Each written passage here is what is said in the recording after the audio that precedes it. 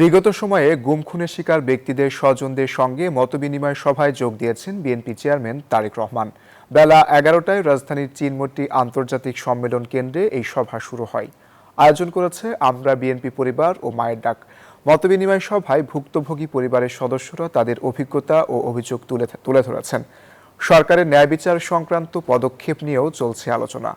সভার আগে গুম খুন নিয়ে আয়োজিত একটি আলোকচিত্র প্রদর্শনী ঘুরে দেখেন তারেক রহমান। অঙ্কুর, গুম খুনের শিকার পরিবারের সদস্যদের সঙ্গে বিএনপি চেয়ারম্যান তারেক রহমানের যে মত বিনিময় চলছে, সেখানে কিন্তু পরিবেশটা অনেকটাই ভারী হয়ে উঠেছে। কারণ যারা গুমের শিকার পরিবারের সদস্যরা, তাদের বক্তব্যে তারা কিন্তু কান্নাজড়িত কণ্ঠে তাদের যে নির্মম অভিজ্ঞতা, সেই বিষয়গুলো তারা তুলে ধরছেন এবং তারেক রহমানের কাছে তারা দাবি তুলছেন যে আগামী দিনে বিএনপি যদি সরকার গঠন করে, তাহলে এই গুম খুনের সাথে যারা জড়িত তাদেরকে যাতে বিচারের আওতায় আনা হয় এবং এমন একটি কঠিন শাস্তির ব্যবস্থা করা হয় যাতে ভবিষ্যতে আর কেউ গুম খুন করার সাহস না পায়।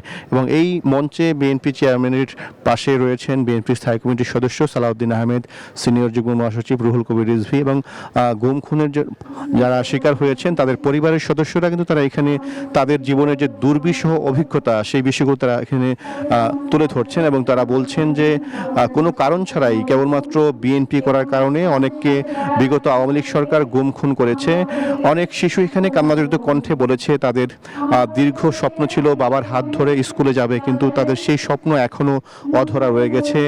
অনেক শিশু বলছে যে বিনা কারণেই তার পিতাকে গুম করা হয়েছে, হত্যা করা হয়েছে এবং বিগত আওয়ামী লীগ সরকারের আমলে এই প্রত্যেকটি গুম খুনের বিচার যাতে বাংলার মাটিতে নিশ্চিত করা হয়, সেই বিষয়ে কিন্তু তারা দাবি তুলছেন।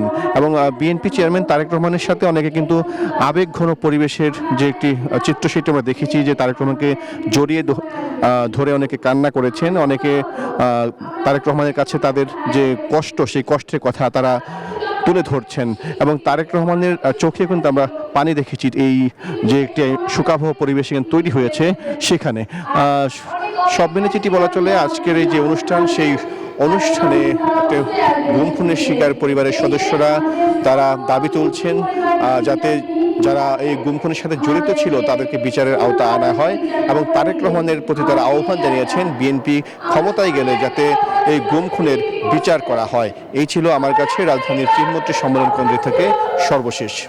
Bashundhara public school and college 2026 শিক্ষাবর্ষে ভর্তি চলছে।